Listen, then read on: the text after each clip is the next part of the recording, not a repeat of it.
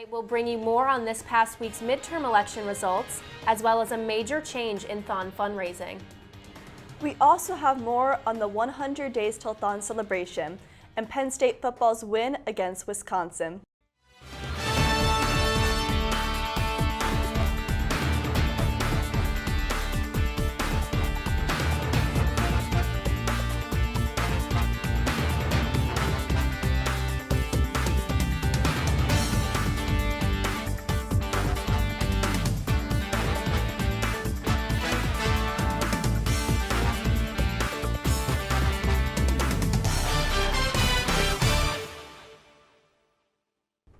Thanks for joining us tonight. I'm Courtney Guyrie. And I'm Megan Bunke. State College police today are continuing their investigation into an assault that occurred outside the Lion's Den bar. In a video released by police, one man is seen grabbing another man and throwing him to the ground. The individual on the ground appeared to be unconscious as the suspect fled the scene. Both men remain unidentified, and police are asking that anyone with information on the assault contact them. History was made last week as more than 5 times the number of people cast at ballot at the hub in the midterm elections compared to 2014. Reporter Tori Yergi has more. Typically, midterm elections do not have a high voter turnout. However, this year for the 2018 midterm election, we may see a different outcome. The polling places were open from 7 a.m. to 8 p.m. on Tuesday in State College for the midterm elections. People of all ages came out to make sure their voices were being heard. Penn State student Layla Genkin shares why she feels it's important to get out and vote today. Well, I think it's important as younger people because we're going to be the most affected by the laws that are passed because they'll affect us the longest. Volunteer for Mark Friedenberg for Congress campaign Mark Anderson sat outside a polling place to ensure people were educated on the election. On the state, regional, municipal level, it's an exact same midterm as any other midterm. The election has the same amount of weight as any other time. Residents have the opportunity to vote for U.S. Senate, Governor, Lieutenant Governor, Congress, and House of Representatives. Majority Inspector for Precinct 26, Rick Gilmore, speaks about why he feels everyone should vote. I think it's important to realize that there are people around the world who have died for this right. That you know, and we're a prosperous country. We're largely peaceful and safe. In at least comparison to some places in the world where voting really can put you at risk. Reporting from State College, Pennsylvania, I'm Tori Yorgi. Back to you. Penn State THON is canceling all out-of-town fundraising for the remainder of the THON 2019 season. THON Executive Director Kelly McCready said in a statement there have been 3 separate car accidents involving volunteers. McCready says volunteer safety remains a top priority. THON is currently evaluating its fundraising practices and creating new policies. THON fundraising over university breaks will not be affected by the change. There are fewer than 100 days until Penn State's Dance Marathon for Pediatric Cancer, or THON, will take center stage at the Bryce Jordan Center. Reporter Catherine Rivera-Chardin has more on the 100 Days Till THON event last week at the Hub. Here I am at the Hub Robeson Center for the 100 Days Till THON celebration. This event will have many fun-filled activities, so let's talk to one of the captains who helped plan this event. So tell us, why do you celebrate 100 Days Till THON? So THON celebrates 100 Days Till THON, so we can look forward to THON weekends, but also to celebrate the year-long effort that is THON. This year's theme, Adventure in Weights, really highlights that as we celebrate the adventure and the journey that is ahead, but also we celebrate all the hard work we've put in so far. Without a doubt, the event was full of activities for the entire public to enjoy. Some of the most popular activities were THON's Best Dance Crew, which featured performances by Whiplash, Orgesis, Volet, and Island Fever, followed by the hair donation event. This year, 6 girls participated. Furthermore, the hair donation captains partnered up with Wigs for Kids, an organization that gives wigs to kids, which are free of charge. For more information about THON events, you can visit thon.org. For PSN News, I'm Catherine Rivera-Chardin. Back to you. Penn State remains in a strong financial position following the release of audited financial statements for the fiscal year. The results were discussed at the university's Board of Trustees meeting on Friday. Positive performance was achieved at a margin of 6.9%. Net assets increased by over $1 billion. Trustees unanimously approved 5 agenda items at the meeting, including overhauling the taxiway at the University Park Airport. The project is expected to cost about $35 million. Penn State is still paying out money in settlements and other expenses related to the Jerry Sandusky child sex abuse case. Penn State's audited financial statements showed the university's expenses were at $4 million between 2017 and 2018. Penn State had paid $16 million in fiscal year 2016 to 2017. The university has paid $113 million in total to more than 30 individuals who say they were abused by Sandusky. Sandusky was convicted of 45 counts of sexual abuse in June 2012. He is serving a 30 to 60-year prison sentence. Stay tuned because after the break, Erin Alessandroni will bring you the latest in entertainment news. Welcome back to PSN News. I'm Erin Alessandroni with your entertainment update. Campus a cappella groups showcased their talents at the Penn State Performing Art Council's 4th a cappella sampler. A large crowd filled Schwab Auditorium on Thursday for PAC's first public event of the school year. Each group showcased 2 songs. They were focused around the theme, through song, We Are One.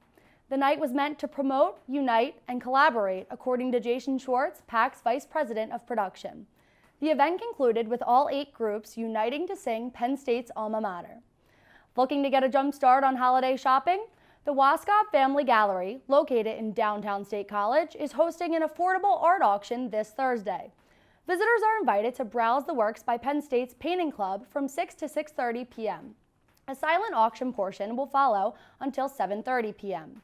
Visitors can support the local Penn State art community at this free event. They can also browse and enjoy refreshments. Art pieces will be packed up and sent home with their new owners at the end of the auction. Newly elected Congressman Dan Crenshaw appeared on Saturday Night Live. He received an apology 1 week after Pete Davidson's controversial jab during the Weekend Update. Davidson mocked Crenshaw, who lost his eye to an IED in Afghanistan during his 3rd combat tour. Davidson said he looked, quote, like a hitman in a porno movie.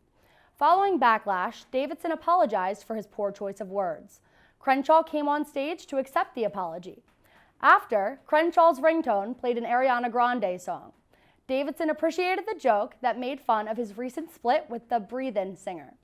That's your entertainment update. Stay tuned because after the break, Alexa Arcudi has the latest in sports.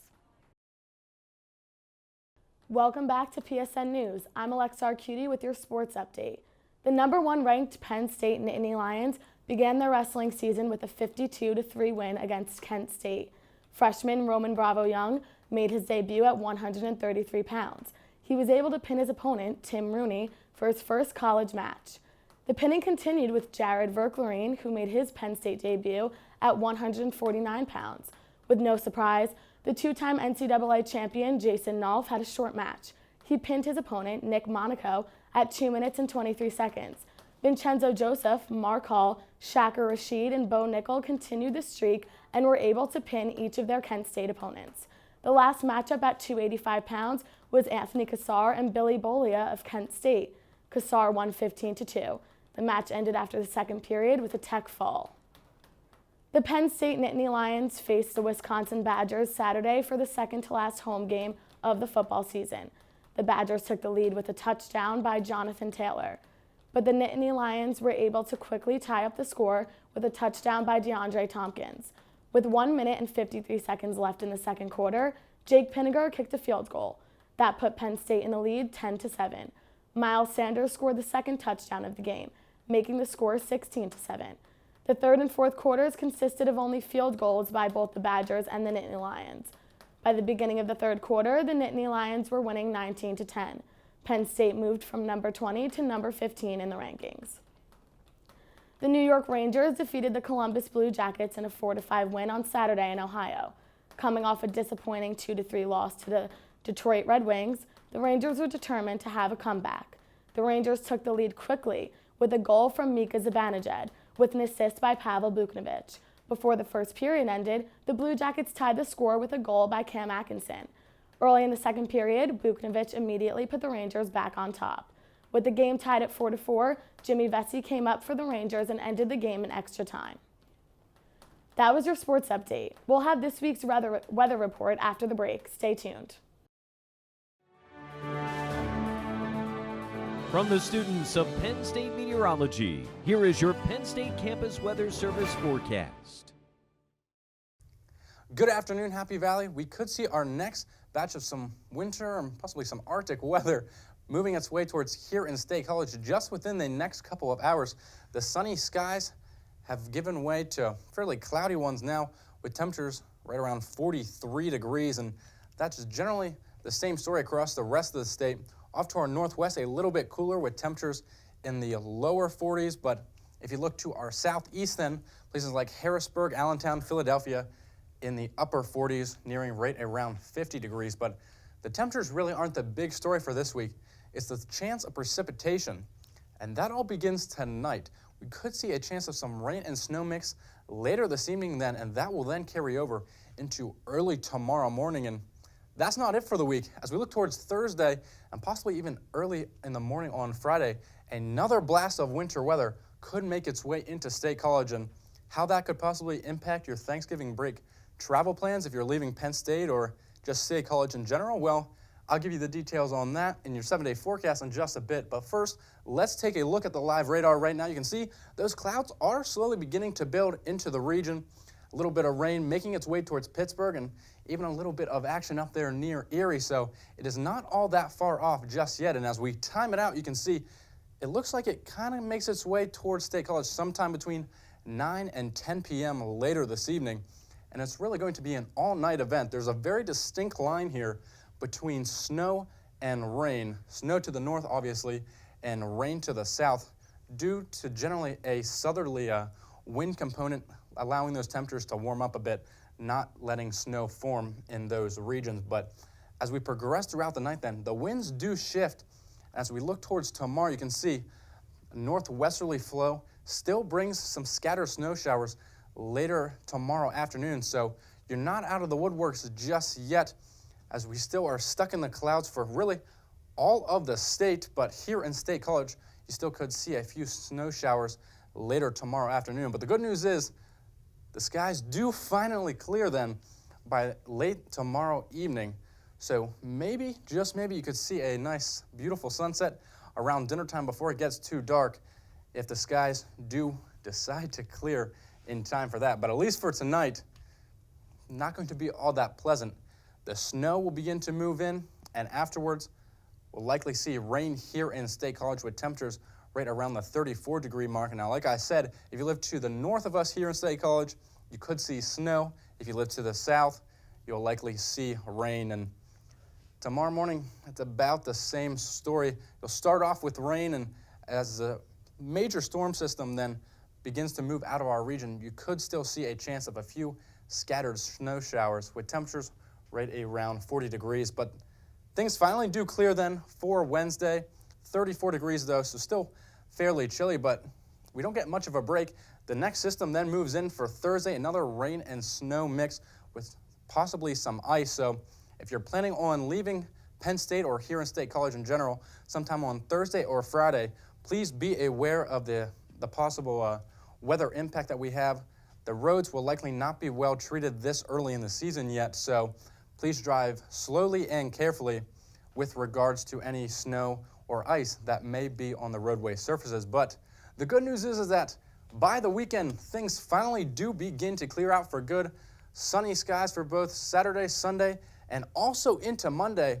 Now, things are still generally chilly, but at least there is no rain or snow in sight for any weekend plans that you may have.